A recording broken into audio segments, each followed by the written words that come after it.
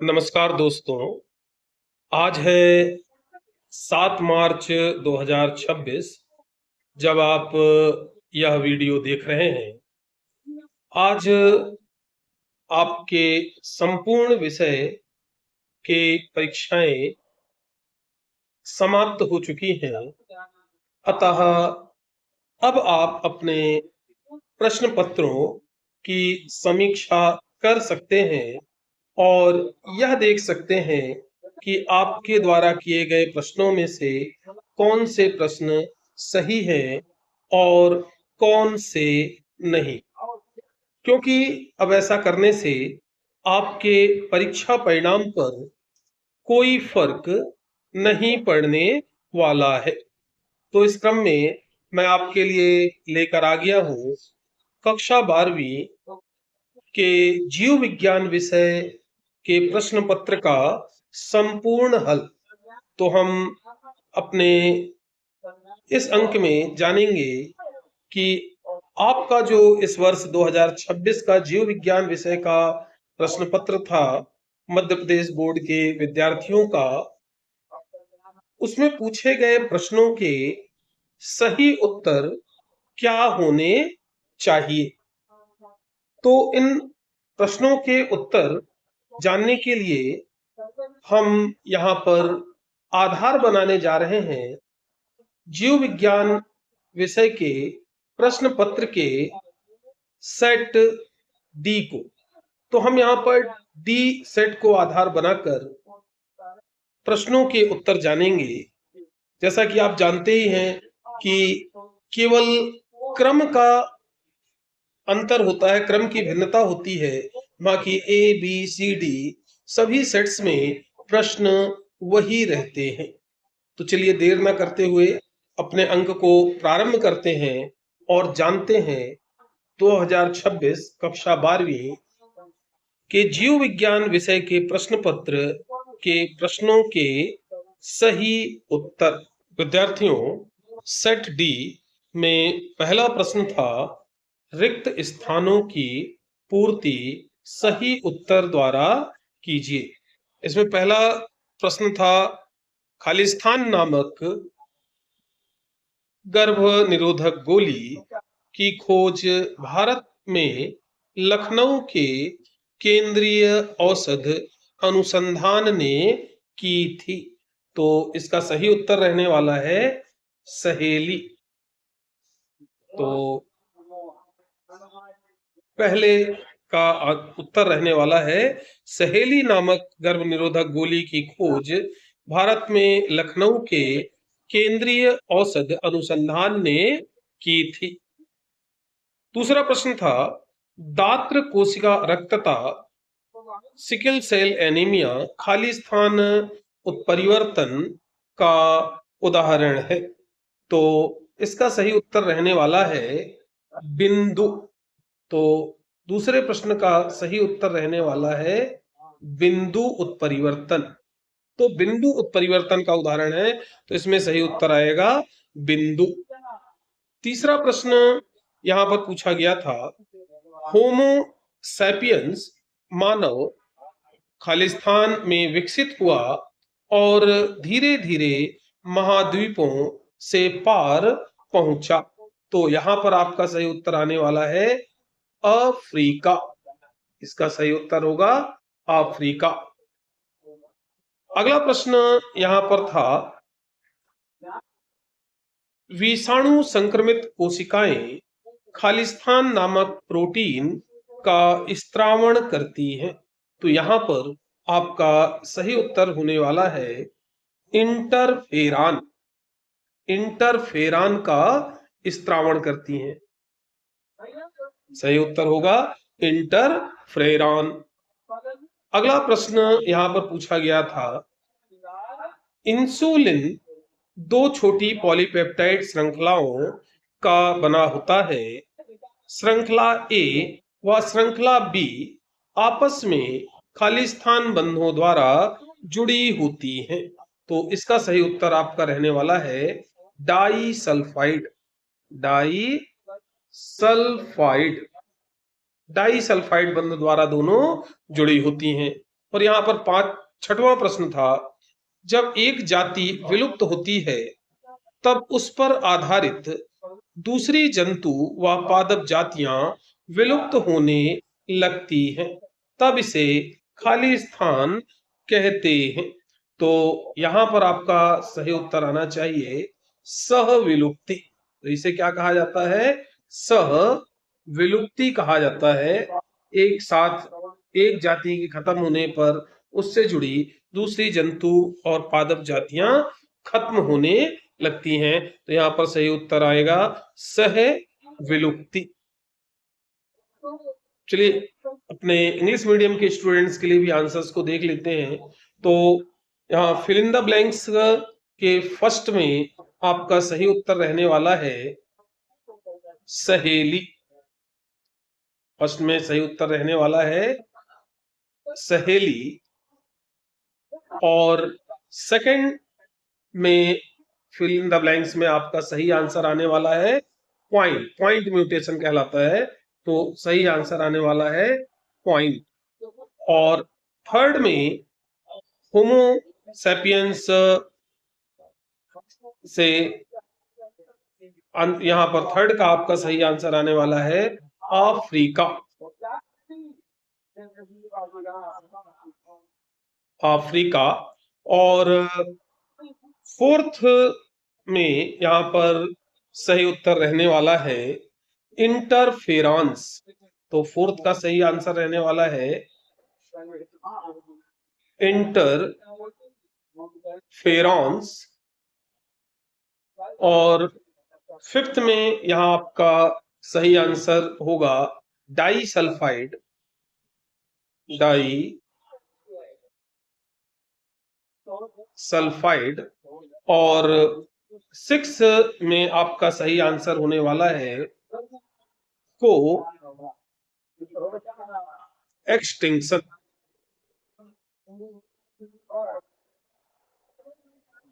तो इस प्रकार हमारे सिक्स का आंसर होगा को एक्सटिंक्शन। सेट डी का दूसरा प्रश्न था सत्य असत्य लिखिए। और इसमें पहला प्रश्न पूछा गया था परागकण का बाह्य चोल स्पोरोपोलेनिन का बना होता है। तो यह जो वाक्य है यह बिल्कुल सत्य है। दूसरा था 50 प्राथमिक शुक्र कोशिकाएं 200 शुक्राणुओं का निर्माण करती है। तो यह भी बिल्कुल सत्य है। ये दोनों बिल्कुल सत्य कथन है। तीसरा प्रश्न पूछा गया था वर्णांधता रोग से ग्रसित व्यक्ति केवल लाल एवं हरे वर्ण रंग में विभेद कर पाता है। तो यह बिल्कुल असत्य कथन है। इसका उत्तर होगा असत्य। फिर यहां पर चौथा प्रश्न पूछा गया था डीएनए में यूरेसिल नामक नाइट्रोजनी क्षारक पाया जाता है। तो यह बिल्कुल असत्य कथन है। तो इसका सही उत्तर होगा असत्य। पांचवा प्रश्न था अस्थि मज्जा और थाइमस द्वितीयक लसिकाभ अंग है। तो यह भी बिल्कुल असत्य है। और इसी प्रकार छठवां प्रश्न पूछा गया था प्रत्येक प्रतिबंधन एंडोन्यूक्लियोज डीएनए में विशिष्ट पैलिंड्रोमिक न्यूक्लियोटाइड अनुक्रमों को पहचानता है। तो यह जो वाक्य है ये पूरी तरह से सत्य है। चलिए अब अपने इंग्लिश मीडियम के स्टूडेंट्स के लिए भी राइट ट्रू फॉल्स का ये जो क्वेश्चन है वो बात कर लेते हैं। तो यहाँ पर जो फर्स्ट सेंटेंस दिया था ये ट्रू है, सेकंड भी ट्रू है, थर्ड फॉल्स, फोर्थ भी फॉल्स, और फिर फिफ्थ भी यहाँ पर फॉल्स रहेगा, और सिक्स जो क्वेश्चन है सेंटेंस है यह ट्रू रहने वाला है। तो इस तरह से जो सेट डी का सेकंड क्वेश्चन था राइट ट्रू फॉल्स उसके सही उत्तर रहने वाले हैं। सेट डी में तीसरा प्रश्न पूछा गया था सही जोड़ी बनाकर लिखिए। तो चलिए बनाते हैं सही जोड़ियां। तो यहाँ पर पहला जो प्रश्न था वो था स्ट्रॉबेरी। तो स्ट्रॉबेरी क्या है? एक आभासी फल है, तो इसका सही उत्तर आएगा आभासी फल। दूसरा, शुक्र वाहिका उच्छेदन वैसेक्टोमी, तो ये कैसे कहते हैं? पुरुष बंध्याकरण को, तो इसका सही उत्तर आएगा पुरुष बंध्याकरण। उसके बाद स्विस चीज, तो स्विस चीज यहाँ पे दिया हुआ है प्रोपियोनी बैक्टीरियम सारमैनाई, तो इसका सही उत्तर होगा प्रोपियोनी बैक्टीरियम सारमैनाई। और चौथा था ब्यूटरिक अम्ल, तो ब्यूटरिक अम्ल का सही उत्तर होना चाहिए क्लास्ट्रीडियम ब्यूटीलिकम, तो इसका सही उत्तर होगा क्लास्ट्रीडियम ब्यूटीलिकम। और पांचवा था स्टैटिन, तो स्टैटिन इसका सही उत्तर रहना चाहिए रक्त कोलेस्ट्रॉल, तो इसका सही उत्तर होगा रक्त कोलेस्ट्रॉल। तो इस प्रकार हमारी सही जोड़ियां रहेंगी। इंग्लिश मीडियम के स्टूडेंट्स के लिए भी match the correct pairs and right, यदि हम इसकी बात करें तो आंसर्स हमारे वही हैं। फर्स्ट का आंसर होगा फॉल्स फ्रूट, सेकंड का आंसर होगा मेल स्टेरिलाइजेशन, और थर्ड स्विस चीज का सही आंसर होगा प्रोपियोनी बैक्टीरियम,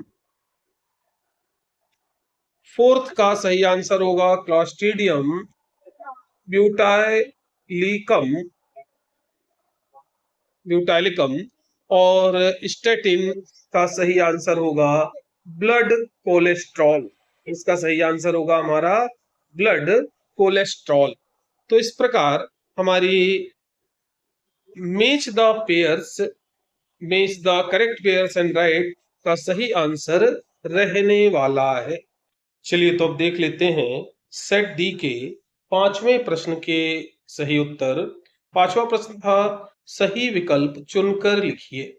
इसका पहला प्रश्न पूछा गया था बीज के अंदर भ्रूण निष्क्रियता की दशा कहलाती है।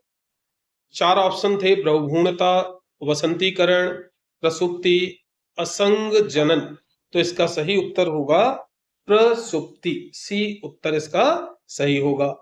दूसरा प्रश्न था निषेचन की क्रिया अंडवाहिनी के क्षेत्र में संपन्न होती है। चार ऑप्शन थे गर्भाशय गुहा में, संकीर्ण पथ इस्थमस में, एम्पुला तुम्बिका में, और डी था कीप, तो इसका सही उत्तर होगा सी एम्पुला तुम्बिका में। इसका तीसरा प्रश्न था डीएनए खंडों में समान प्रकार के चिपचिपे सिरे होते हैं जो निम्नलिखित में से किसकी सहायता से आपस में जुड़ते हैं। चार ऑप्शन थे प्रतिबंध एंजाइम, बी था डीएनए लाइगेज, सी था काइटिनेज, और डी था हिंड सेकेंड, तो इसका सही उत्तर रहेगा डीएनए लाइगेज, मतलब बी वाला हमारा सही उत्तर है। चौथा प्रश्न था पॉलीमरेज श्रृंखला अभिक्रिया पीसीआर के चक्र का चरण नहीं है। चार ऑप्शन दिए गए थे निष्क्रियकरण, उपक्रामक तापानुशीलन, उपक्रामकों का विस्तार, और डी ऑप्शन था वांछित जीन युक्त डीएनए की पहचान करना, तो इसका सही उत्तर हमारा रहेगा डी वांछित जीन युक्त डीएनए की पहचान करना। और इसका पांचवा प्रश्न यहां पर पूछा गया था जीव जातियों के बीच होने वाली ऐसी पारस्परिक क्रिया जिसमें दोनों जातियों को लाभ होता है कहलाती है। इसके चार ऑप्शन थे सहभोजिता, सौपकारिता, परजीविता, और डी था स्पर्धा, तो इसका सही उत्तर रहेगा बी सहोपकारिता।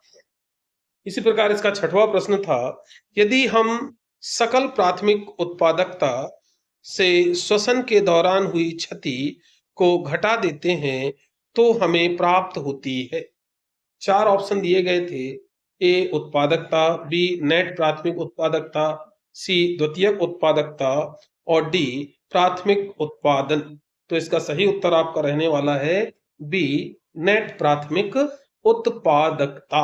चलिए जल्दी से बात कर लेते हैं अपने इंग्लिश मीडियम के स्टूडेंट्स के लिए सेट डी के 5th क्वेश्चन के आंसर की, जो था choose and right the correct option.